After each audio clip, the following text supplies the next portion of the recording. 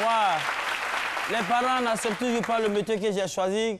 Je me rappelle de cette phrase de ma grand-mère à l'époque, Adama Sissé, et de mon cousin Mahamoud Diawara qui disait en Maraka, qui est une langue... Non, c'est des Maraka du Mali. C'est des Maraka du Mali. Jamais au dîner 2 jours là. Mais il disait en langue Maraka que ça veut dire tout simplement que Dieu, oui, ça veut dire que la poule ne peut pas disperser auprès de ses poussins de la mauvaise graine. Oui, donc les parents adorent toujours qui n'a pas envie de voir son enfant réussir. Mais c'est ça, vous n'allez pas, nous sommes au 21e siècle, on parle d'une mondialisation, d'émergence. Vous allez pratiquer le plus vieux métier au monde et puis les parents vont être fiers de vous. Ah non! Ah non, le plus vieux métier, pourquoi on utilise les rideaux là-bas? Parce que tellement c'est vieux, ça a des rides. C'est pourquoi on utilise les rideaux là-bas. Donc c'est pas du tout... Et les parents n'aiment pas.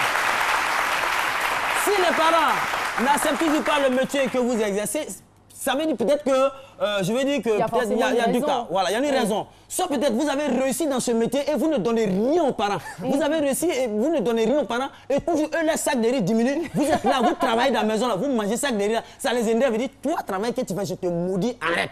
Il faut servir les parents, c'est très important. Je vais dire aussi qu'il faut, nos parents qui sont au village, vous avez, quand vous allez au village, hein, on revient de la fête des parents. N'allez pas mentir aux parents. Ce que vous faites là, dites-leur. Expliquez-leur les contours, les différentes nomenclatures, les différentes péripéties qui nouent votre métier. C'est très important. Vous ne pouvez pas aller au village.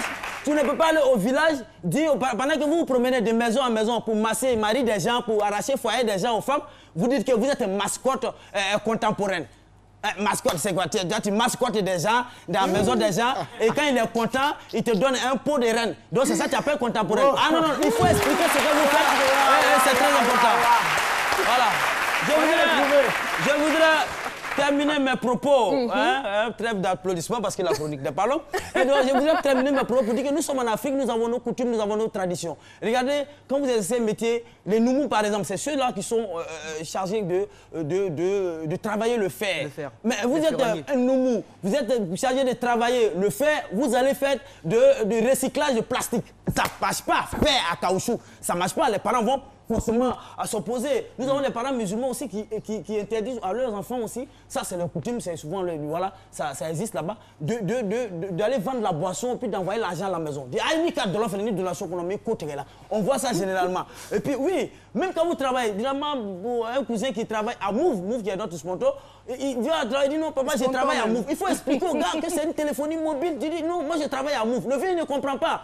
Il attend Move. Toi tu dis tu travailles à Move. Le sport tu passes, on dit Move, no limit. Il battra des. C'est bœuf qui fait Move là. Tu travailles pour le